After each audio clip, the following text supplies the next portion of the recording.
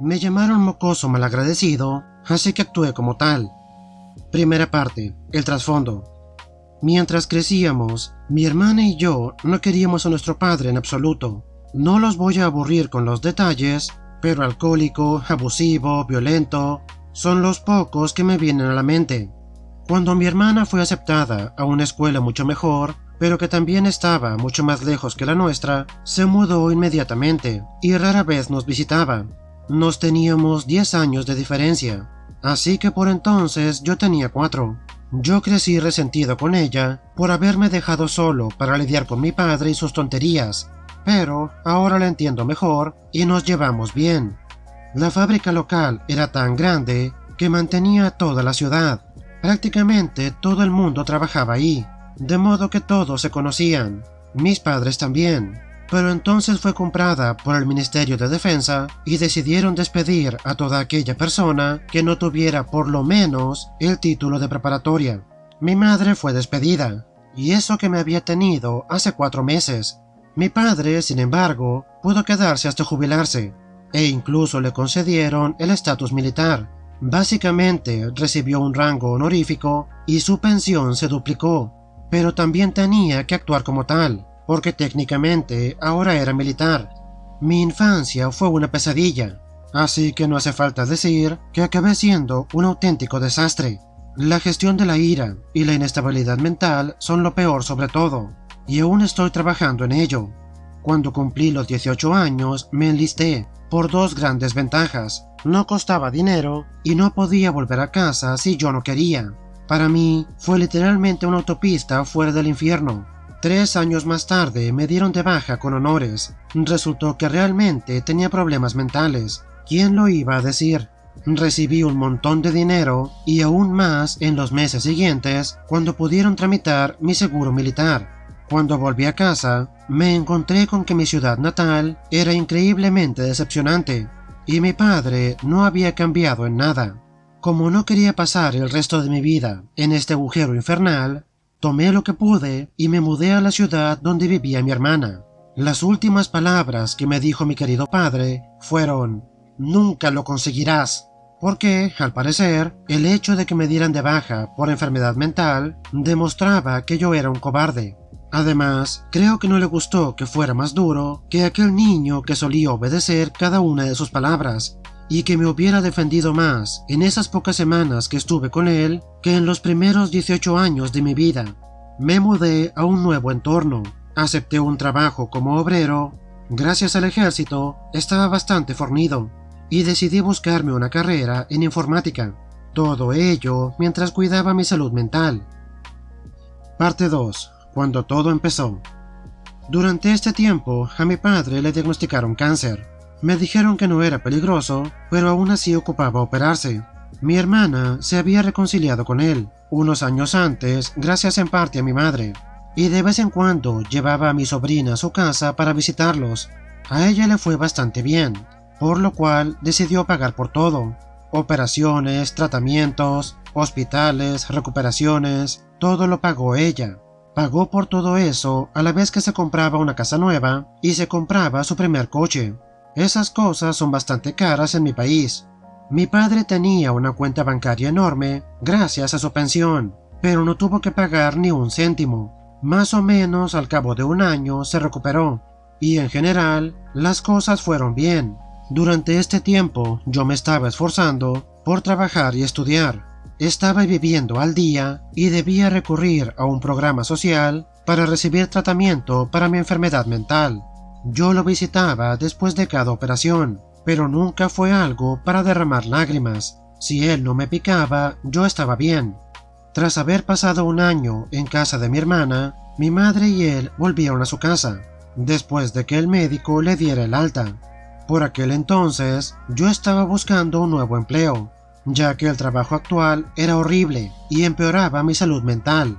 Tuve suerte de encontrar uno donde podía transferir la mayoría de mis habilidades y me daba el tiempo suficiente para terminar mis estudios. Un día, mi madre me llamó llorando. Me pedía que volviera a casa ese fin de semana. Me contó que mi padre estaba viendo a otra persona. Ahora, debo admitir que no le había echado nada en cara a este hombre. pero entonces pensé que estaba paranoica, y lo sigue estando hasta el día de hoy, por todo lo que pasó, y me molestaba la idea de volver a casa, haciendo un viaje de 4 horas solo por un asunto que parecía carecer de importancia, de modo que la tranquilicé y escondí el asunto bajo la alfombra. Pasaron los meses y recibí otra llamada, esta vez de mi hermana. Esa semana fue de visita con mis padres para informarles que tenía 3 meses de embarazo. La que se suponía iba a ser una reunión feliz se convirtió en una absoluta porquería.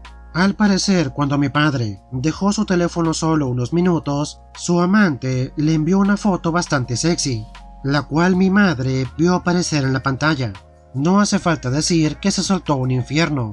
Mi hermana me dijo que era la primera vez en muchos años que veía a mi madre gritarle a mi padre como una loca, y cuando él intentó pegarle, mi hermana se tiró en medio, lo cual provocó que su esposo se atravesara, porque ya saben, estaba embarazada de 3 meses. Todo acabó con un viaje de vuelta a la ciudad con muchas lágrimas en los ojos, después de haberse insultado mutuamente durante horas. Lo único bueno que salió de todo eso fue que mi madre pudo traerse el teléfono de él. Convencimos a mi madre de que se divorciara, pero ella era la sumisa ama de casa que pensaba que los divorcios eran peores que hervir cachorritos vivos, y además creo que en aquel entonces aún tenía esperanzas de que se compusiera. En ese momento llevaban juntos casi 35 años, así que me imaginé que algo debía haber entre ellos. Ella no quería el divorcio, así que lo dejamos, y decidimos cortar con él para siempre. Medio año después del incidente, la familia de mi padre empezó a ponerse en contacto conmigo. Tengo una estricta política de prohibición de llamadas. Las únicas personas que pueden llamarme fuera de mi horario laboral son mi madre, mi hermana, su marido, mis 3 mejores amigos y desde hace poco, mi novio. Para mi desconcierto, mi padre, su hermana, mi tía y su madre, todos me llamaron el mismo día. De repente se mostraron muy amables y me convencieron para que los fuera a visitar. Obviamente era una trampa. Luego del incidente, todos los que estaban del lado de mi padre le echaban la culpa a mi madre y dijeron que debería de haber mantenido el secreto y no armar tanto escándalo por el bien de la familia. También nos repudiaban a mi hermana y a mí porque, según sus palabras, éramos unos mocosos malagradecidos, después de no haber aceptado su argumento definitivo. Al fin y al cabo es tu padre, dijeron. Por pura curiosidad morbosa, me aventuré a volver yo solo para ver de qué se trataba. Resulta que querían vender su casa, la cual estaba en el terreno de mi abuela. Cuando él estaba a punto de someterse a la primera operación, no sabíamos cómo iba a salir, por lo cual transfirió la casa a mi nombre, porque, al parecer, heredar los bienes de un fallecido es una pesadilla en mi país. Por conveniencia, también convencimos a la abuela de que también me cediera el terreno, ya que entonces ella era bastante mayor, tenía 80 años. Esto fue cuando estábamos en buenos términos. Yo sabía con certeza que hubieran preferido sacarse los ojos en lugar de hacer algo de esto un año después. Olía algo en el aire, no podía identificarlo, pero sabía que estaba ahí, de modo que les dije amablemente que lo iba a pensar, e inmediatamente me devolví, fingiendo que tenía una emergencia. Cuando volví en el coche se me ocurrió un plan, y fue la primera vez que me alegré tanto por algo que esbocé una sonrisa.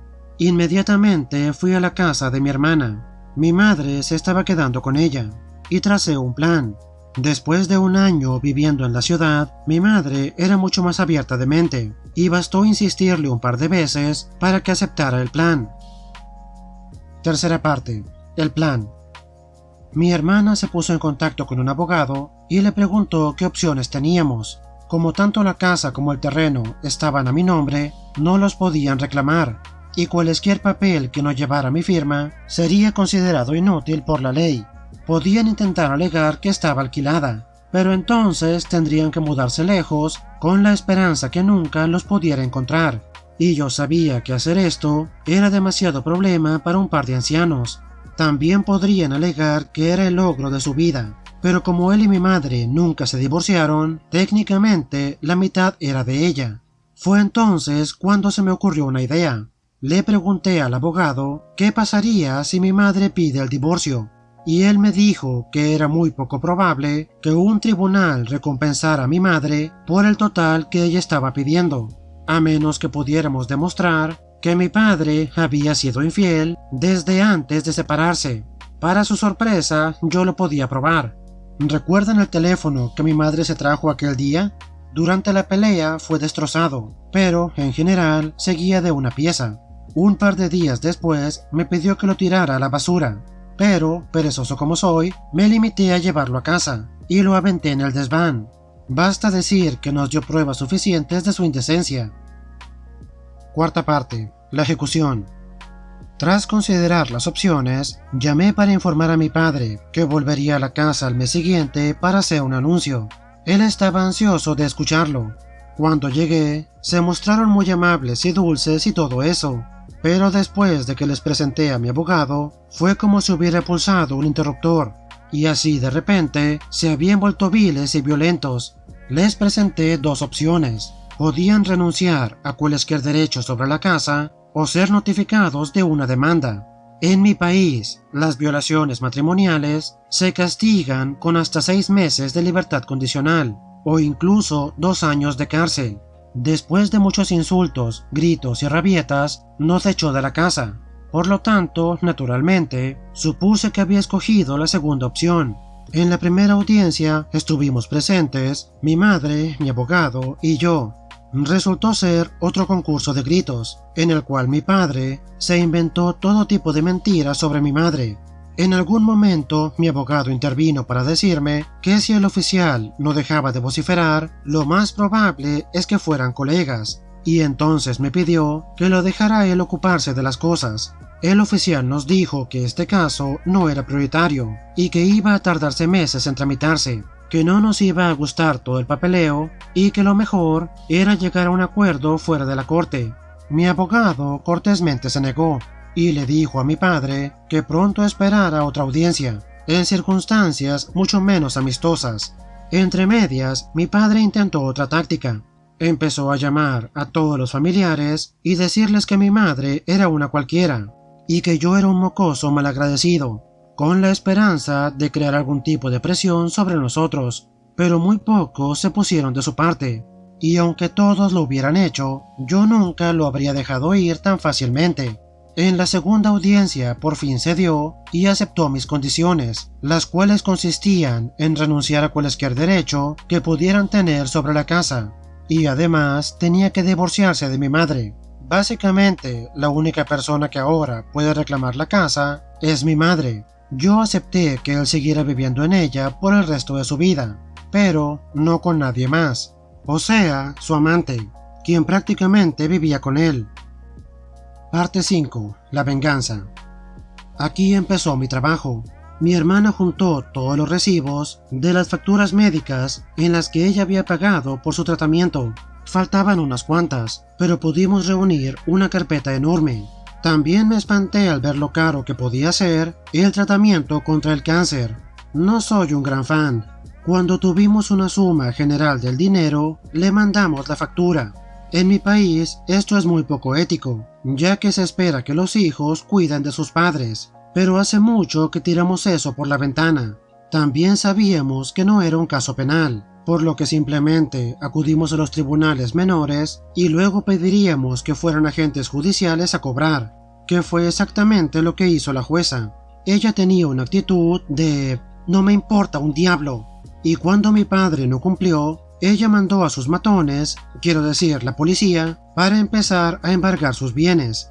Por lo tanto, despídete de tus muebles de madera, también de tu tele Smart, la nevera y tu sillón de masaje reclinable, todo comprado también por mi hermana. Mi padre tuvo que pagar de su bolsillo porque la jueza insistió que lo siguieran embargando cada vez que él comprara algo, hasta que ella pudiera ver el dinero. Aunque la cantidad final se redujo a la mitad, mi madre, ante los ojos de la ley, compartió la mitad, por alguna razón. Aún así le costó el 70% de sus ahorros. Por supuesto, esto no era por dinero, estábamos siendo mezquinos. Le dijimos a la empresa de mudanzas que podían hacer lo que quisieran con los muebles. Mirando hacia atrás, debí haberme quedado con el sillón reclinable, porque me duele la espalda una barbaridad, a pesar de que tan solo tengo 20 y tantos años. Una vez hecho esto, me puse en contacto con la fábrica local para presentar una denuncia. ¿Recuerdan esa dulce pensión que le dieron, con la condición de que se portara acorde como un militar? Estaba claro que alguien se había portado mal. Lo habían dejado pasar, aunque era un pueblo muy pequeño, y aunque todo el mundo sabía todo, nadie había levantado una denuncia. Pero eso ya no era así. Les di una carpeta muy detallada con fotos de su teléfono. Decir que eran fotos sugerentes es quedarse corto. Inmediatamente organizaron una audiencia y le quitaron su rango, con lo cual su pensión se vio reducida a poco más de la mitad de la cantidad original. Yo lo sé porque los viejos chismean como si su vida dependiera de ello, y mi madre no estaba excluida. Ella se puso muy contenta al enterarse de eso. No habló de nada más durante un mes. En este punto, yo estaba a punto de terminar, pero una semana más tarde, mi hermana me llamó para decirme que mi tía había ido a su casa para gritarle tanto a ella como a sus hijos. Mi hermana trabaja desde casa, y mi madre también vivía ahí, pero por alguna razón había salido. Mi hermana terminó llamando a seguridad para que la corrieran, y me advirtió que posiblemente ahora iría por mí. Yo estaba viendo de color rojo, no por una Karen vieja que a lo mucho me podía causar algunas molestias, sino porque ella le estuvo gritando a mi sobrino y sobrina. Siendo un hombre gay, sé muy bien que el linaje termina conmigo, así que puse todo mi amor en esos pequeños, hasta el punto en que si yo hubiera estado ahí, le hubiera arrancado la cabeza de un mordisco. Por lo tanto, indagué un poco y descubrí que mi tía estaba endeudada hasta las rodillas. Esperaba poder sacarle algún dinero a mi padre, de lo que él ganaría vendiendo la casa, o algo de su abultada cuenta bancaria. Y como ya no disponía de ninguna de las dos cosas, ella se enfadó bastante y pensó que podría echárselo en cara a mi hermana. ¿Quieres saber lo que puede ser un hombre con determinación y un odio inmenso? Yo nunca establecí una presencia social en línea, principalmente porque hasta los 18 era demasiado pobre para comprarme un teléfono, y luego, en el ejército, me enseñaron que no era necesario. Pero, por esta ocasión especial, hice una excepción. Me creé una cuenta en Facebook y me hice amigo de mi tía. Ni siquiera tuve que fingir ser nadie, ya que, al parecer, los ancianos aceptan solicitudes de amistad de quien sea. Mi tía tenía la costumbre de presumir su dinero, sus vacaciones, sus cosas, como si fuera una persona adinerada. Por mi madre y su círculo de chismosas de confianza, sabía que mi tía le decía a cualesquiera a quien le debiera dinero que siempre estaba batallando, por lo cual supuse que esas personas las tendría bloqueadas. La siguiente parte fue fácil, solo tuve que enviarle sus fotos a las personas que les debía dinero. No tenía que decir quién era, ya que era una cuenta desechable, por lo que tan solo eran una larga fila de mensajes, los cuales mostraban a mi tía malgastando dinero a manos llenas. Durante el siguiente mes, la amenazaron no con acciones legales, sino con acciones mucho más siniestras. Matones de verdad, no la policía, le arrojaban regalos a su puerta, como pintura, salsa de pescado y algunas veces excremento. Mi madre, por supuesto, fue quien me contó esto. Al final, se dio cuenta de lo que hice cuando le pedí una lista de todas las personas a las que mi tía les debía dinero. Sexta parte. La venganza pro. Por mucho que me quiera atribuir el mérito, la idea no fue mía. Y disculpen, pero una vez más, ocupo dar un poco de contexto. La familia de mi padre es una familia muy tradicional, en la cual una persona actúa como la cabeza de la familia y decide las cosas importantes. Esto era antes de la guerra, por lo cual obviamente estas cosas ya no se hacen. Pero el cabeza de la familia sigue teniendo cierta voz, y una vez al año se lleva a cabo una ceremonia en la cual nos reunimos para rendir homenaje a los antepasados. Durante la ceremonia, el cabeza de la familia pronuncia un discurso. Luego se anuncian cosas como parientes que han muerto, parientes que se han casado, los que han dado a luz, etc. Después hay una fiesta de celebración, donde básicamente nos emborrachamos hasta la médula. Mi bisabuelo era el cabeza de la familia. Él tuvo 3 hijos, 2 de los cuales murieron durante la guerra. Así que mi abuelo tomó el relevo, luego mi padre y finalmente yo. Toda esta familia vive en otra ciudad que está a 3 horas de la nuestra, principalmente porque mi abuelo no esperaba ser la cabeza. Por lo tanto se mudó buscando oportunidades. Estas celebraciones me parecían superfluas y completamente innecesarias, pero en este año me hacía muchísima ilusión. Mi padre trató de mantener oculta la fecha real. En sí no era fija, pero por lo general era en algún momento de junio. Pero seriamente subestimó a mi madre. Ella no solo tiene un círculo de personas chismosas, tiene una infinidad de ellos. Por lo tanto, mi madre, yo y la familia de mi hermana nos devolvimos para allá. Fue un viaje de 14 horas, pero el resultado valió la pena. Lo programamos para llegar unos cuantos días antes que mi padre. Esta parte de la familia nunca había escuchado la historia completa, solo la versión que les dio mi padre, la cual era que él y mi madre se habían separado de buena fe.